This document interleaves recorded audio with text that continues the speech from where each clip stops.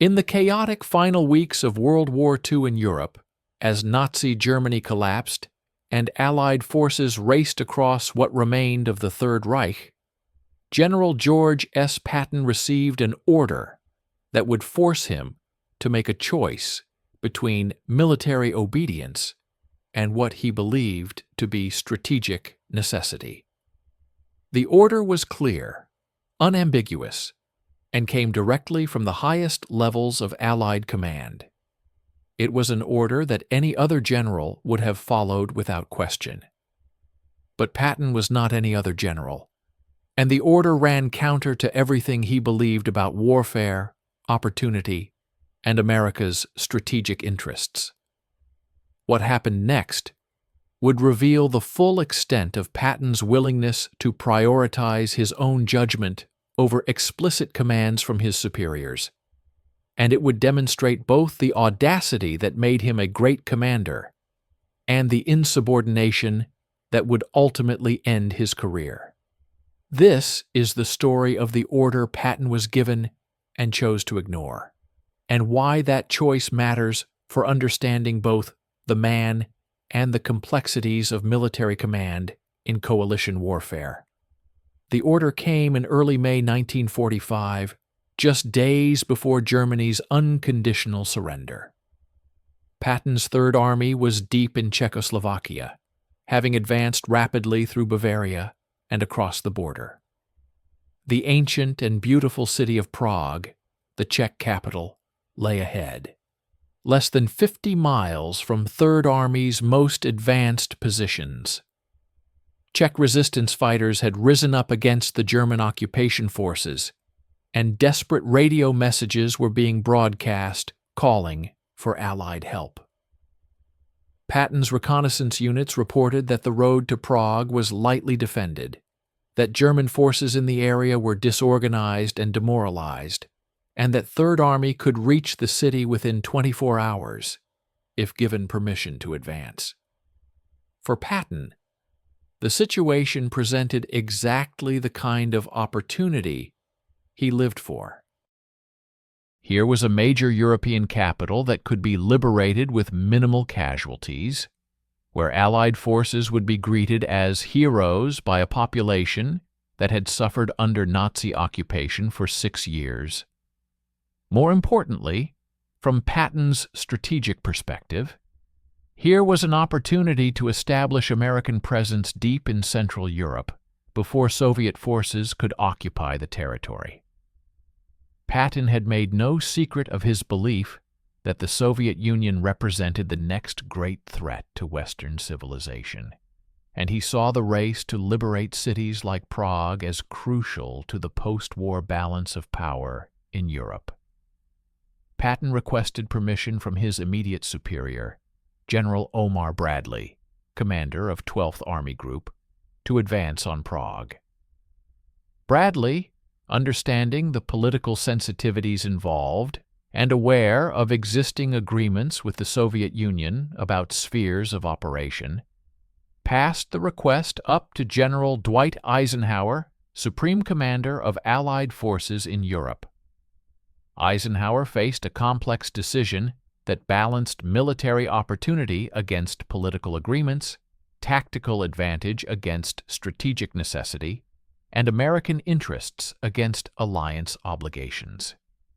The agreement that constrained Eisenhower's decision had been reached at the Yalta Conference in February 1945 and subsequently refined through military channels. The Allied powers had divided Europe into zones of operation to prevent confusion and potential conflict as British, American, and Soviet forces converged from different directions.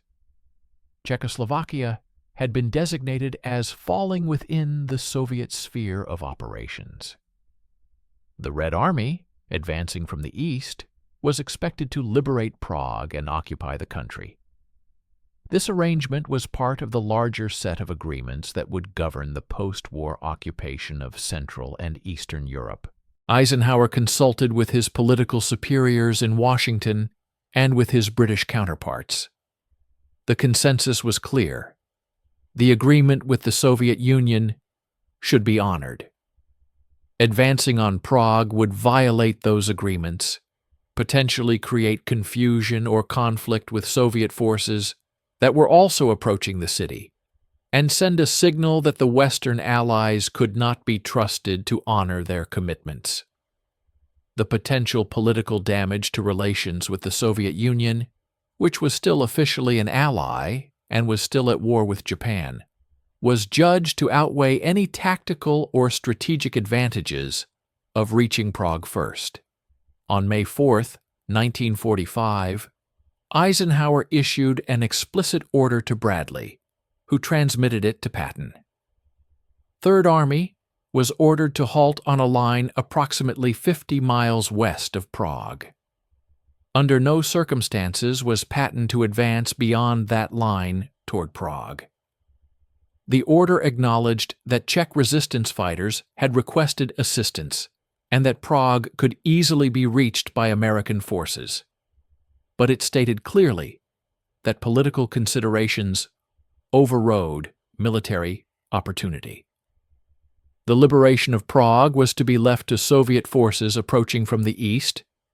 This was not a suggestion or a guideline, but a direct order from the Supreme Commander to one of his army commanders. Patton's reaction to this order was one of barely controlled fury. In his diary, in conversations with his staff officers, and in communications back to Bradley's headquarters, Patton made clear that he believed the order was a catastrophic mistake. He argued that Prague's liberation by American rather than Soviet forces would have enormous symbolic and practical significance for the post-war order in Central Europe. He pointed out that the Czech people were desperate for American help, and that refusing to provide it when Third Army was so close was morally indefensible. He suggested that the political agreements Eisenhower was honoring were naive accommodations of Soviet expansionism that America would come to regret. But Patton's objections went beyond this specific situation.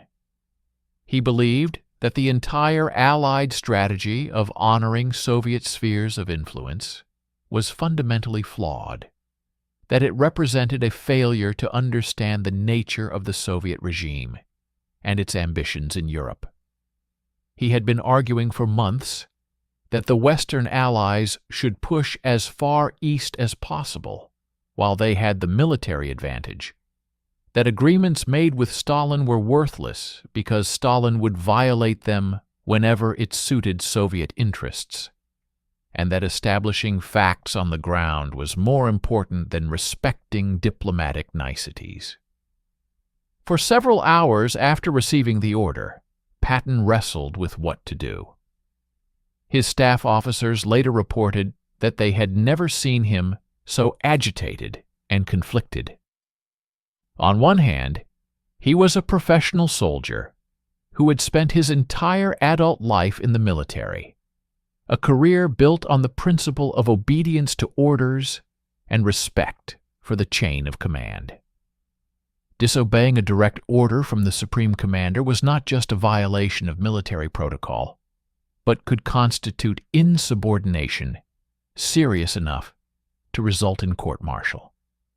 On the other hand, Patton believed that the order was strategically wrong, that obeying it would abandon the Czech people to Soviet domination, and that sometimes higher principles demanded disobedience to orders that were morally or strategically indefensible.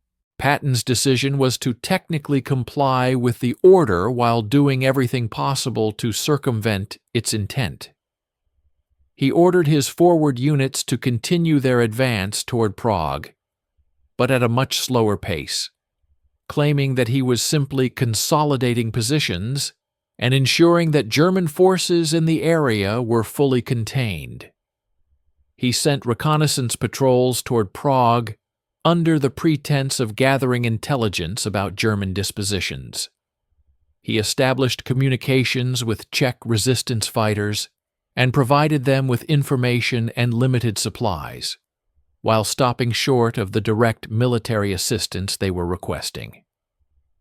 Most significantly, he delayed acknowledging receipt of subsequent orders that reiterated and strengthened the prohibition on advancing toward Prague. This pattern of quasi-compliance and creative interpretation of orders was typical of Patton's approach throughout the war.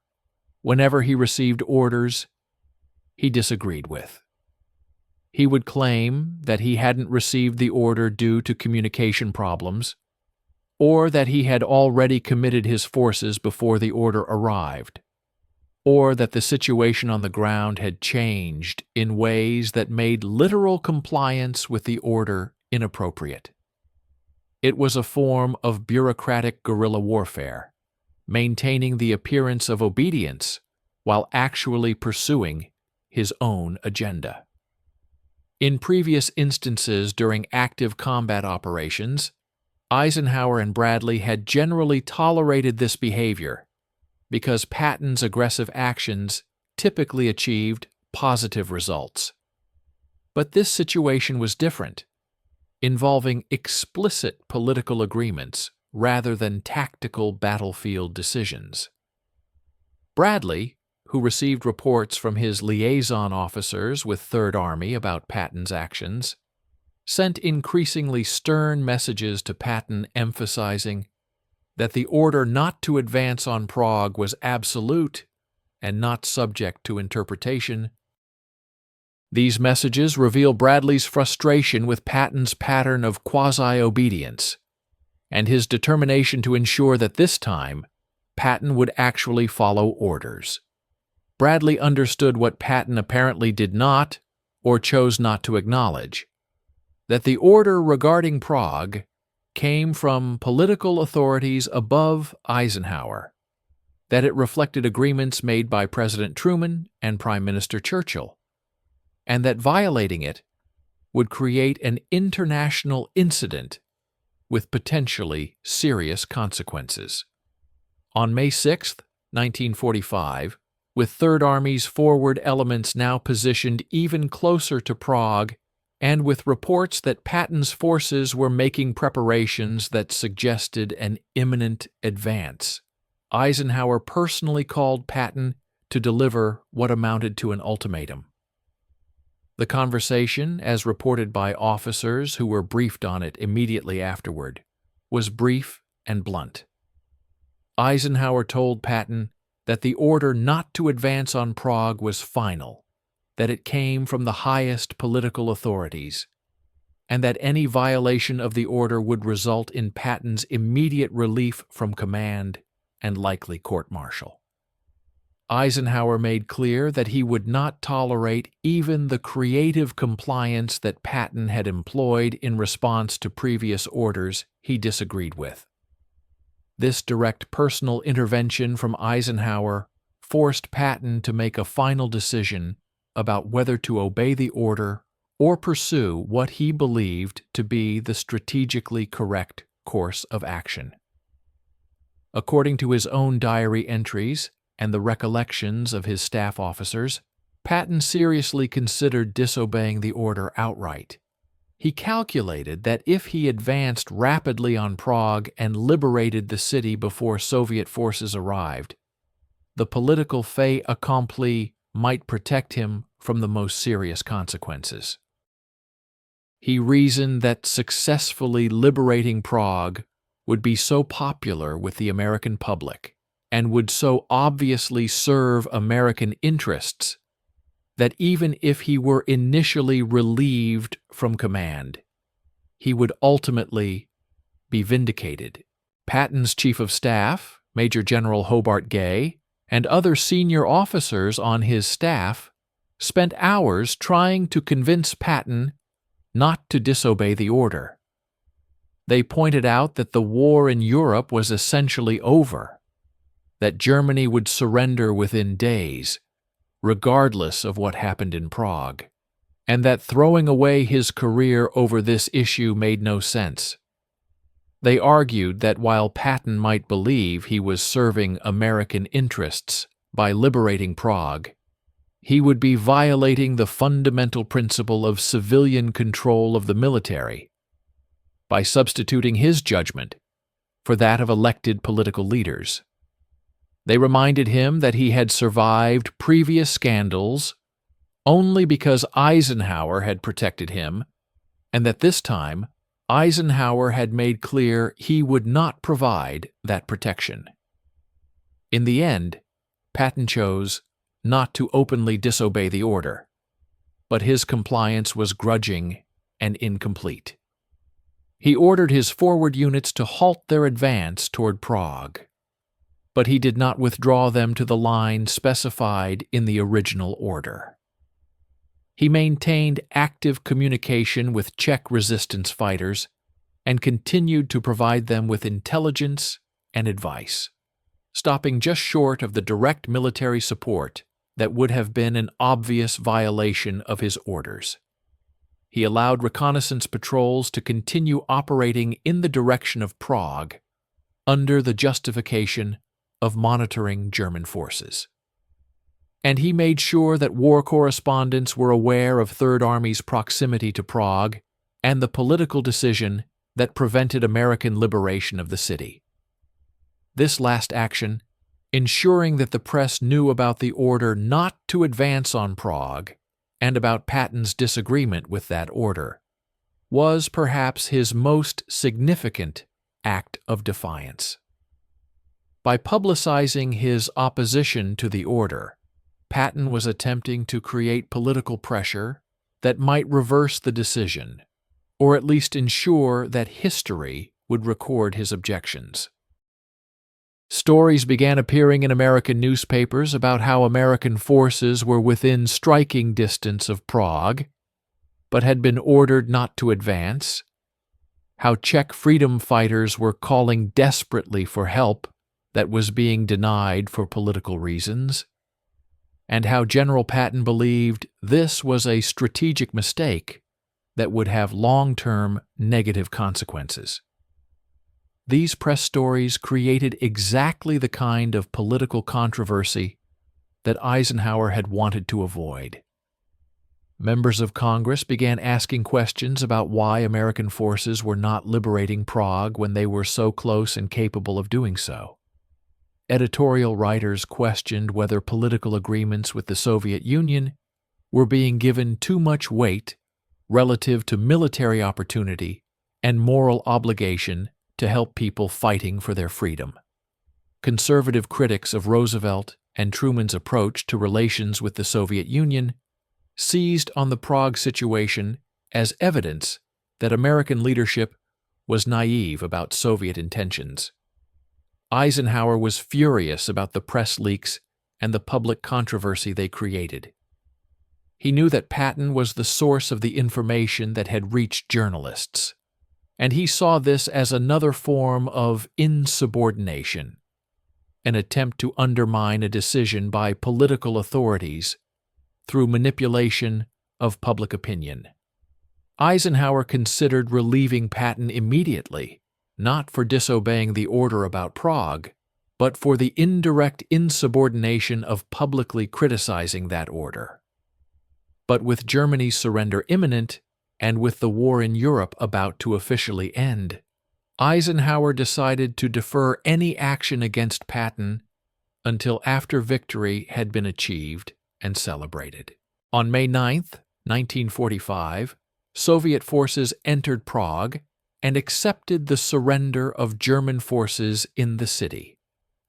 The Czech resistance fighters, who had been hoping for American liberation, were bitterly disappointed, feelings that would have significant implications for Czech attitudes toward the West during the subsequent communist takeover of Czechoslovakia. Patton's prediction that leaving Prague to Soviet liberation would have negative long-term consequences was largely vindicated by subsequent events as Czechoslovakia fell within the Soviet sphere of influence and would remain under communist rule for more than 40 years. But being proved right strategically did not excuse Patton's quasi-insubordination in response to the order he was given. The fundamental issue was not whether Patton's assessment of the strategic situation was correct, but whether a military commander has the authority to substitute his judgment for that of civilian political leaders who have decided on a particular course of action. This is one of the most fundamental questions in civil-military relations, and Patton's behavior in this instance came down firmly on the wrong side of that question from the perspective of democratic governance. The order Patton was given regarding Prague was not an isolated incident, but rather the culmination of a pattern that had characterized his service throughout the war. Time and again, Patton had received orders that he disagreed with, and time and again he had found ways to nominally comply while actually pursuing his own agenda. During the race across France in August 1944, he had continued advancing, despite orders to halt and wait for supplies. During planning for various operations, he had argued vociferously against strategies he believed were too cautious. During the occupation period after Germany's surrender, he would implement policies that contradicted his orders regarding treatment of former Nazi Party members. This pattern reveals a fundamental truth about Patton's character and his approach to military command. He believed that his judgment about military matters was superior to that of his superiors, and he acted on that belief whenever he thought he could get away with it. This made him an effective combat commander. In situations where aggressive action and willingness to take risks produced better results than caution and compliance with doctrine. But it also made him fundamentally unsuited for positions where political considerations were as important as military effectiveness, where adherence to policy was as important as achieving objectives, and where respecting civilian authority was a core requirement of the job. The question of whether Patton was right to ignore or circumvent the order regarding Prague depends on what values and principles we prioritize. From a purely strategic military perspective, Patton was almost certainly correct that American liberation of Prague would have been preferable to Soviet liberation, both for American strategic interests and for the long-term freedom of the Czech people. His assessment of Soviet intentions and the likely consequences of Soviet occupation of Central Europe was far more accurate than the views held by many political leaders at the time. In this sense, Patton demonstrated strategic vision that went beyond immediate military concerns to consider longer-term political implications. But from the perspective of democratic civil-military relations and the principle of civilian control of the military, Patton's behavior was clearly inappropriate. In a democracy, military officers do not have the authority to make political decisions about foreign policy or international agreements. Their role is to provide military advice, to explain the military implications of political decisions, and to execute the policies chosen by elected civilian leaders to the best of their ability. When Patton chose to quasi-ignore the order regarding Prague and to publicly criticize that order, he was exceeding his proper authority and undermining the principle of civilian control that is fundamental to democratic governance. The Prague incident also illustrates the tension between different conceptions of military virtue. Traditional military culture emphasizes obedience to orders, respect for chain of command, and subordination of personal judgment to institutional authority. These values are essential for military effectiveness because they ensure unity of effort and prevent individual commanders from pursuing conflicting objectives. But military culture also celebrates initiative, aggressive action, and willingness to take risks in pursuit of victory. These values are equally essential because they produce the kind of adaptability and boldness that can turn tactical opportunities into strategic success. Patton embodied the second set of values while having little patience for the first. He was the epitome of the aggressive risk-taking commander who trusted his own judgment and was willing to violate rules and orders when he believed circumstances warranted. This made him extraordinarily effective in certain situations, particularly in exploitation and pursuit operations where speed and aggression were paramount. But it also made him a constant management problem for his superiors and a threat to organizational discipline and policy coherence. The consequences of Patton's quasi-defiance regarding Prague were mixed. In the immediate term, he avoided the most serious consequences because he technically complied with the order, even if grudgingly and incompletely. Eisenhower did not relieve him from command or pursue court-martial proceedings, in part because the war was ending, and in part because Patton had not quite crossed the line into open disobedience. But the incident contributed to Eisenhower's growing conviction that Patton could not be trusted with responsibilities that required political judgment and adherence to policy, rather than just tactical effectiveness. This conviction would lead to Patton's relief from command of Third Army just 4 months later, when his mishandling of occupation duties and his inflammatory public statements made clear that he was unsuited for peacetime leadership responsibilities. The Prague incident was not the direct cause of Patton's relief, but it was part of the accumulated evidence that Patton lacked the judgment and discipline necessary for high command in situations where politics mattered as much as military effectiveness. For students of military history and military ethics, the Prague incident raises important questions that remain relevant today.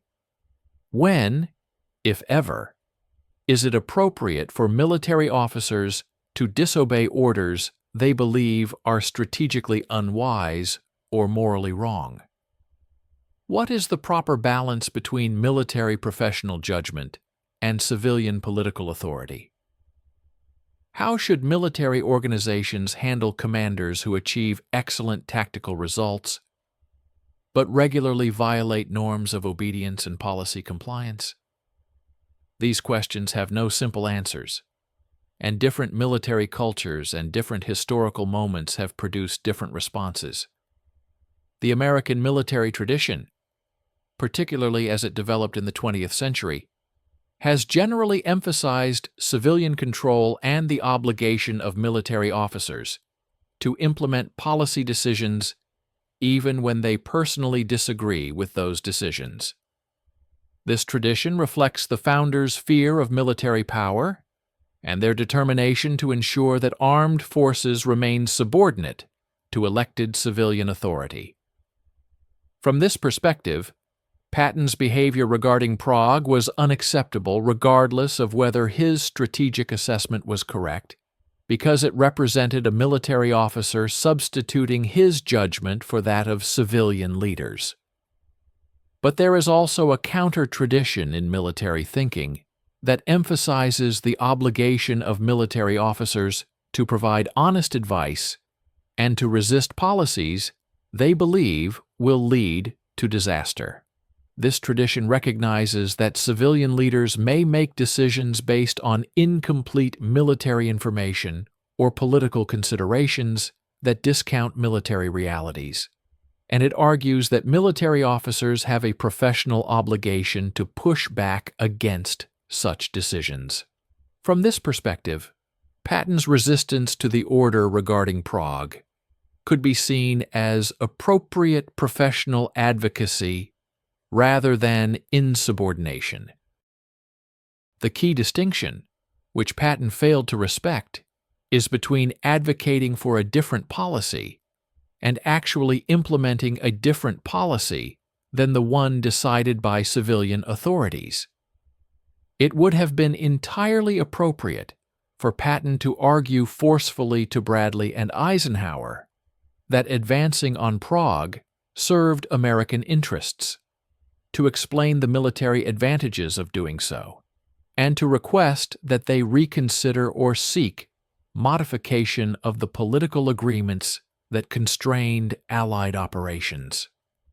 But once the decision was made by competent authority, Patton's obligation was to implement that decision faithfully, regardless of his personal disagreement. Patton's defenders have argued that his quasi-defiance regarding Prague reflected not insubordination, but rather the kind of initiative and aggressive spirit that all great commanders must possess. They point out that many of history's most successful military leaders, from Napoleon to Nelson to Grant, succeeded partly by knowing when to disobey orders and take actions that their superiors would not have authorized. They argue that excessive emphasis on obedience produces cautious, unimaginative commanders who follow rules rather than seizing opportunities. This argument has some merit in tactical situations where circumstances change rapidly and where commanders on the scene may have better information than distant superiors.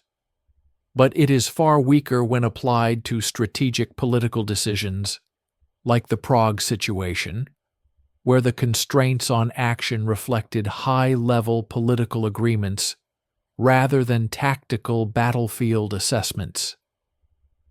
Patton's quasi-defiance regarding Prague was not about tactical initiative in a fluid combat situation, but about substituting his political judgment for that of his civilian superiors, which is fundamentally different. The historical verdict on Patton's handling of the Prague Order has been mixed, reflecting the complexity of the issues involved. Most historians acknowledge that Patton was correct in his assessment that Soviet occupation of Prague and Czechoslovakia would have negative long-term consequences, and that American liberation of the city would have been strategically preferable. But most also conclude that Patton's quasi-defiance of orders and his public criticism of the decision were inappropriate and reflected his consistent pattern of insubordination whenever orders conflicted with his own judgment. What makes the Prague incident particularly significant is that it demonstrated the limits of Patton's effectiveness as a military leader.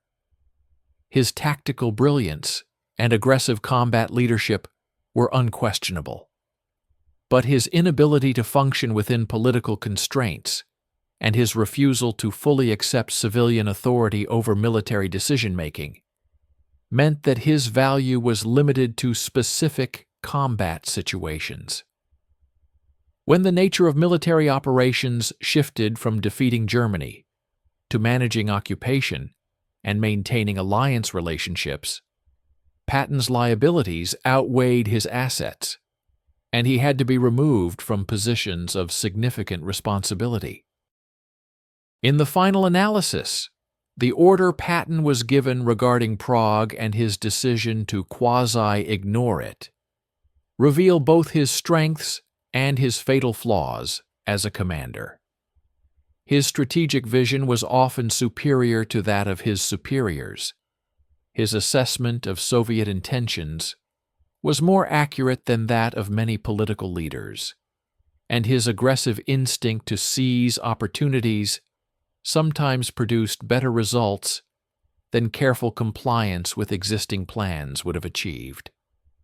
But his inability to fully accept orders he disagreed with, his conviction that his judgment should override that of civilian authorities, and his willingness to publicly undermine decisions made by political leaders showed that he lacked the judgment and discipline necessary for the highest levels of military leadership.